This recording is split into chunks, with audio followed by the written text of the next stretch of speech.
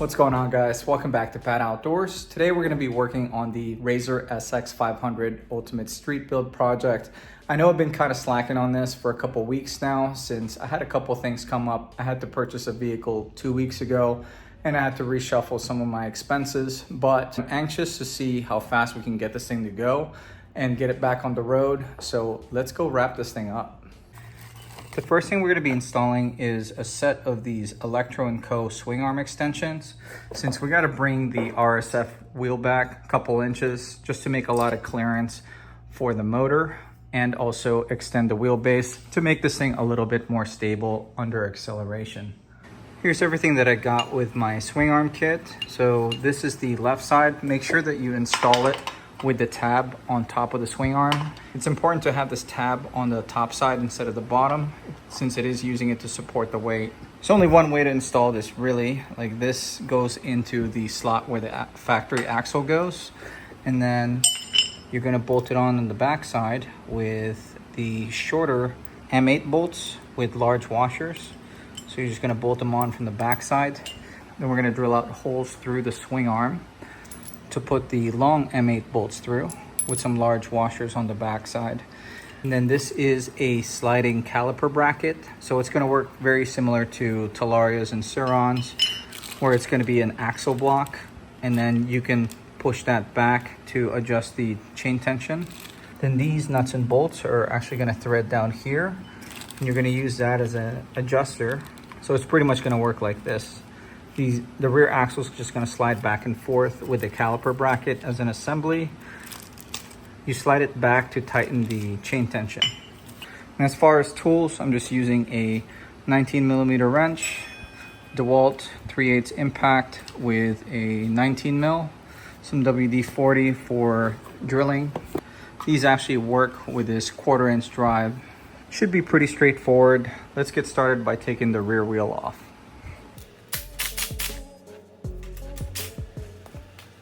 All right, now we're gonna bolt these on using the short M8 bolts and the large flat washer in the back.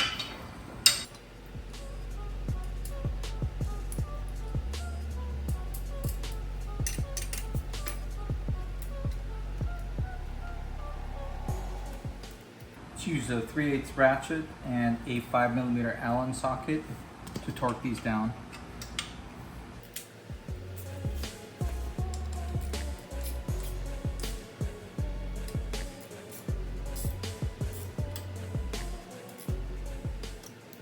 Now I'm going to be using a 5/16 drill bit to drill through the 4 mounting points.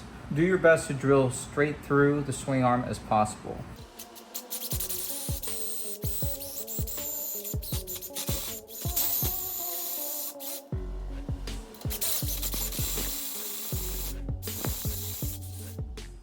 Now we just got to do that 3 more times.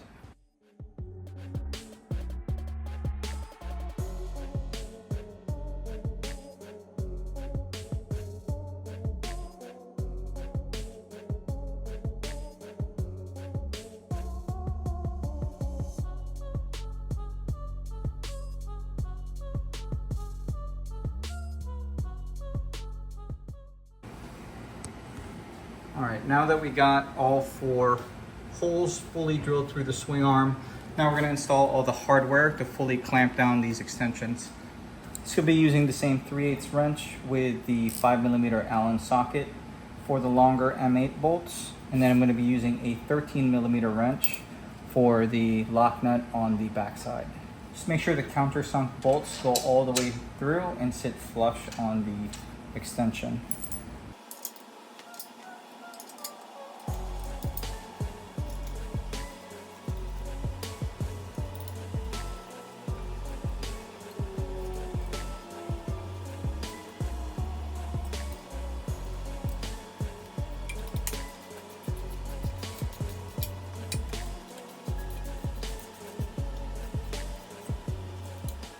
Since there's no point of running that dumb plastic cover that goes over the rear sprocket, you may as well cut this off and grind down the welds flat so the washers sit flat on the backside.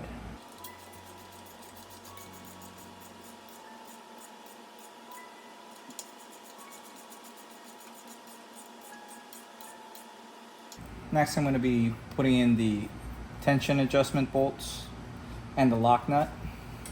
There's threads on the back side of the swing arm extension.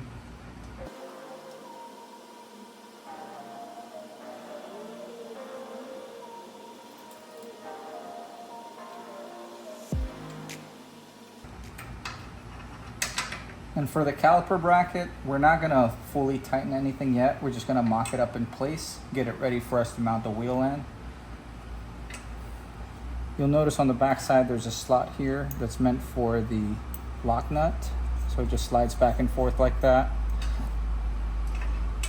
Just gonna thread the Allen bolt to the outside.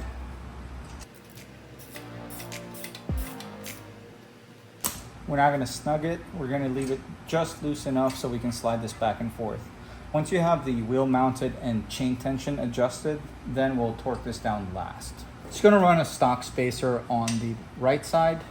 On the left side, the brake caliper bracket is actually supposed to act as the spacer. So on this side, I'm gonna install the axle block with the provided axle nut that sits inside of the axle block. Now on the other side, I'm going to be installing the block that has just a washer in it.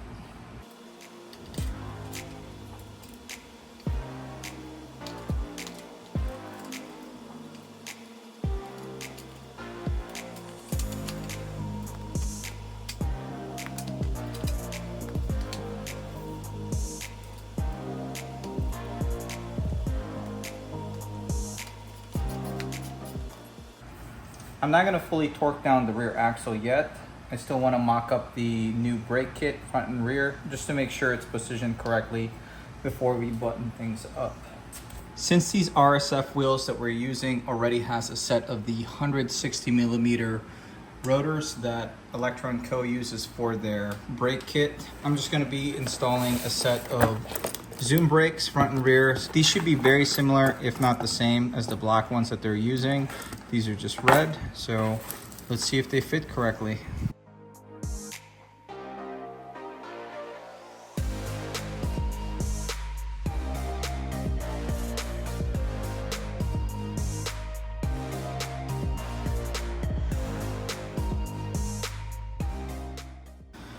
All right, to get them to fit correctly, I just had to add a set of these like 1/8" spacers between the sliding caliper bracket and the caliper bracket. I had to do this on my last bike as well, but as you see, the rotor is perfectly centered between the pads. No drag. Something to keep in mind with these zoom brake installs is they are meant for mountain bike brakes, so you'll notice that the rear brake is attached to the right handle. So we're just gonna switch this out once we have these mounted on the handlebar. I'm gonna disconnect the lines on both sides, get them switched, and bleed the brake system. If you're interested in checking out any of the parts that we're using for today's project, I'll have everything linked in the description below. Just as a quick announcement, you can now get 5% off Electro Co using Pad Outdoors 5. I'll have the discount code in the description as well.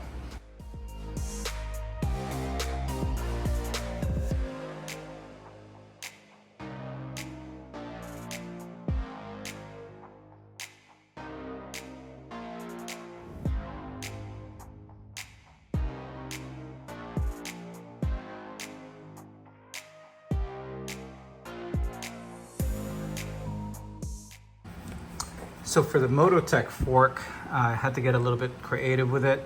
I just added another 1/8" washer between the caliper and the bracket just to get the height correct, so the very outer edge of the rotor doesn't hit against the clip inside the pad. See, we got the height correct now, but now I gotta add some washers or spacers in between the caliper bracket and the fork just to get the alignment correct with the rotor. We don't want to go too big on the spacer because it brings this brake line pretty close to the edge of the RSF wheel, since these are wider than the typical SX500 or MX650 style front wheels.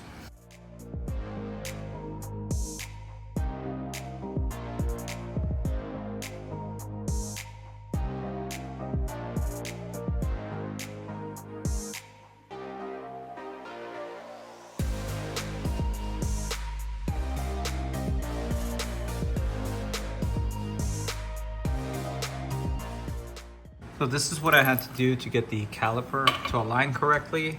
I had to add a nut in between the caliper bracket and the fork just to space it out correctly.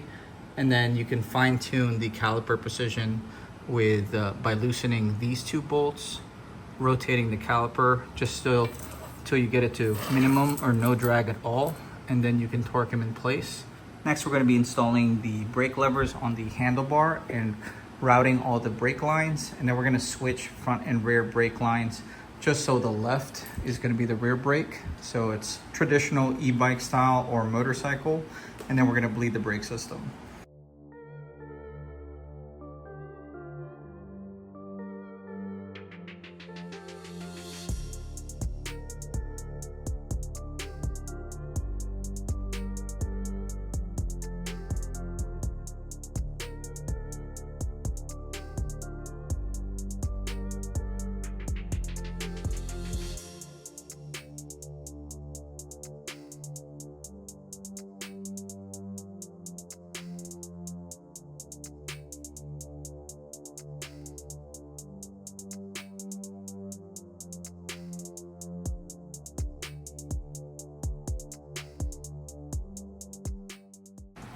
Here's how I have the number plate installed. I literally just drilled 4 small holes on the sides of the plate and then have a zip tie that goes around the fork. I think it turned out pretty clean. Now I'm gonna swap out these brake lines. So I'm gonna unscrew these with an 8mm wrench.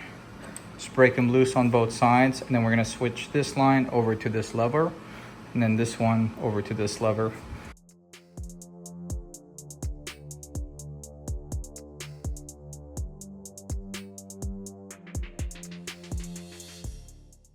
Next, we're going to be using this kit to bleed the brakes just to make sure we have a nice firm brake lever. You want a really firm pressure here just to make sure your calipers are getting all the hydraulic pressure that it needs, just to make sure that the brakes are working at 100% capacity. To do that, we're going to start with removing these Torx bolts. To get these bleeder screws out, you're going to need a T15 Torx bit. That's what this looks like up close.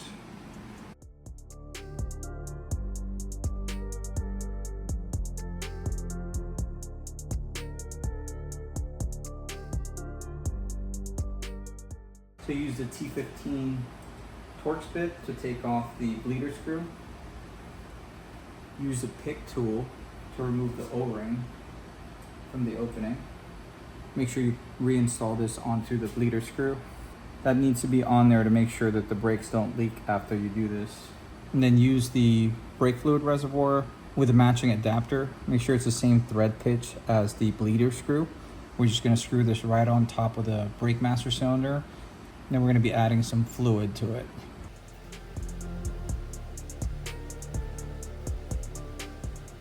I already have fluid in the reservoir from when we did the right one.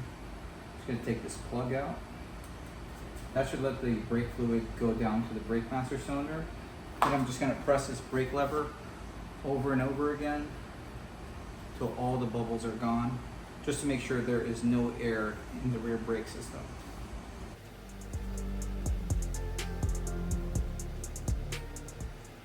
Once you're confident that there's no more air in the brake system and the lever feels nice and firm, we can go ahead and put that plug back in.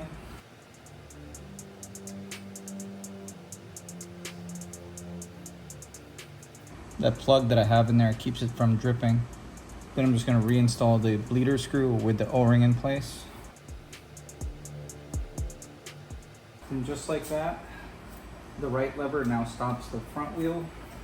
And then the left lever now stops the rear wheel. The next thing that we're going to be installing is the drivetrain. This sprocket set was sent to us by CMTech. Shout out to Christopher. I think he sells this kit mostly on the Adult Razor Facebook group. Unfortunately, I don't have a Facebook, so I can't really send you guys a link, but I'll have his contact information in the description if you want to get more information on this. This is essentially an adapter kit that allows you to use a split-style sprocket. This sprocket is a 71 tooth, and he also sent me an 11 tooth front sprocket. Now this combo might not be the best for absolute top speed. I think this setup is better for lower end torque, or if you really want to do some wheelies and whatnot. But we'll just see what kind of top speed we get with this. If we end up with a slightly lower than target top speed, then we might switch out the rear sprocket to something like a 61 tooth, maybe somewhere in between. Or we can also swap out the front sprocket to a 12 tooth if that even exists. And then I got this welded freewheel from Nate G from the District Nomads DC ride group. Thank you again, Nate. I've really wanted a welded freewheel for a while now. So let's start with taking off the rear wheel and then removing the current sprocket and freewheel that's on there. This is actually an upgraded freewheel already, but we're going to be using this tool to remove that and swapping it out for the welded one. Since I don't have room for an air compressor in my small garage, I'm using an electric impact.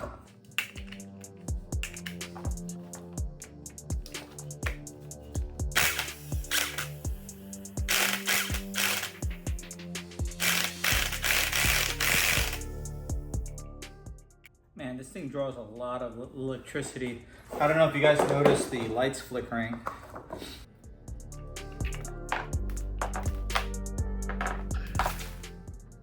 All right, well, that upgraded freewheel just fell apart, so we're not gonna be putting that on the Razor.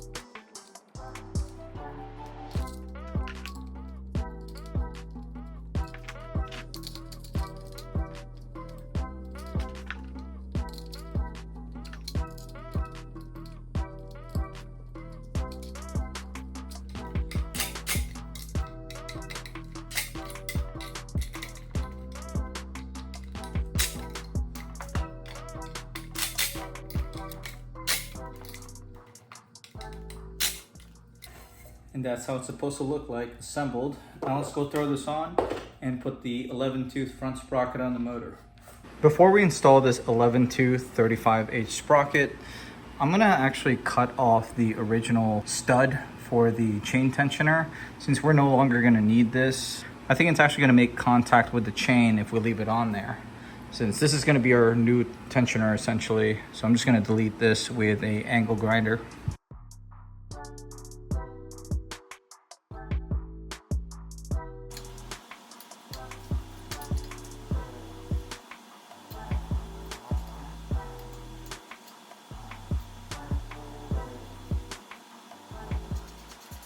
Keep in mind the EC4P motors and MY1020 motors are reverse thread, so tightening is counterclockwise. With the stud cut off, you can see there's a lot more clearance. There should be nothing in the way of the chain now, so let's go make the new chain. Since this bike now has an extended swing arm and a huge rear sprocket, I decided to get a 5 foot long 35 chain. I'm thinking that's plenty. 4 feet might be enough, but I just wanted to play it safe. We'll see how many links we're gonna need for this combo.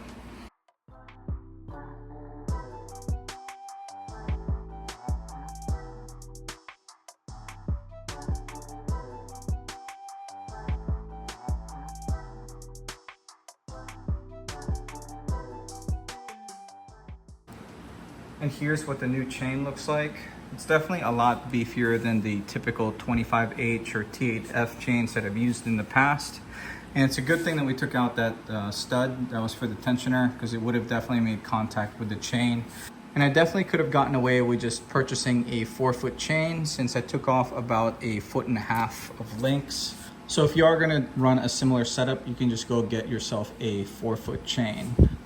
But this gives us enough slack to slide the axle back further in the swing arm, and also have the option to swap out the front sprocket for a 12 tooth if we decide to go that route in the future. Now let's go adjust the chain tension and lock things up. To do that, we're just going to unlock the jam nuts on both sides and turn the black 10mm bolts back to push the axle blocks back evenly on both sides. Just make sure that the wheel is tracking straight, so we're just going to adjust it accordingly, left and right. This is definitely enough chain to handle whatever power we decide to throw on this bike in the future.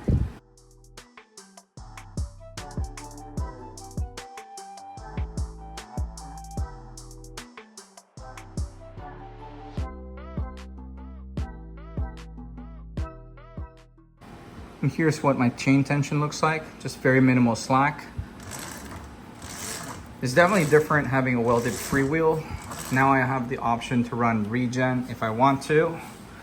There's no need to go super tight on these lock nuts since you're still tightening the rear axle with this bolt anyway at the end of the day. Just make sure that you have the adjustment bolts pressed up against the axle blocks and the lock nuts just snug on both sides. And don't forget to torque down the caliper bracket. This is just the 5mm Allen. We're going to do this last once you have the axle properly positioned. Now let's go over the controller that I'm going to be using. This is a Far Driver ND72530. It's rated for up to 88 volts, 350 amps for the battery, and max phase amps of 530. It's supposed to have a maximum output of over 25 kilowatts, which is way more than what the EC4P is capable of. So this is going to be plenty for what our setup is. And then to mount it on the bike, I'm going to be using this bracket that I got from Econic Cycles. It's supposed to just slide right on top. It's pretty much a press fit on the frame, and then you bolt the controller on the bottom side. So it's going to be very secure on the bike. I really wanted to go with Electro Co's True Moto Noisy Cricket, but unfortunately, like I said in the video, I kind of had to shuffle some funds this past month since I had some unexpected expenses. So I decided to go with a more affordable option, at least for the meantime. Maybe I'll run the Noisy Cricket in the future. The Econic Cycles bracket also came with all the hardware needed. They make a lot of cool stuff for the Razors and other electric bikes, so make sure you check out their site.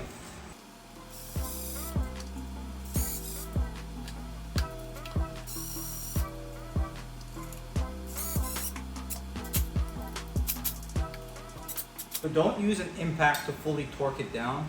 I'm just using them to snug them a little bit. Always hand torque anything that's made out of plastic. And here's how the bottom side of the controller looks like. There is essentially just enough clearance for me to run the cables and the harness to come out of it. So this is definitely the largest controller and battery setup that you can fit in an SX500 frame. All right guys, well I gotta review some wiring diagrams just to make sure we are hooking everything up correctly before we even attempt to turn this bike on. I've also gotta go over the controller setup procedure and some tune settings with a buddy of mine. Shout out to Giovanni, or some of you guys may know him as Florida Razors or Moose Rides. Make sure you check out his YouTube and Instagram page for some cool Razor content. But if you enjoyed today's video, do me a favor and hit that like button. If you like this kind of content, want to keep up with the SX500 Ultimate Street Build project or any of my other bike projects, consider subscribing to this channel and make sure you turn that notification on. But this is going to be it for today. Thank you for watching.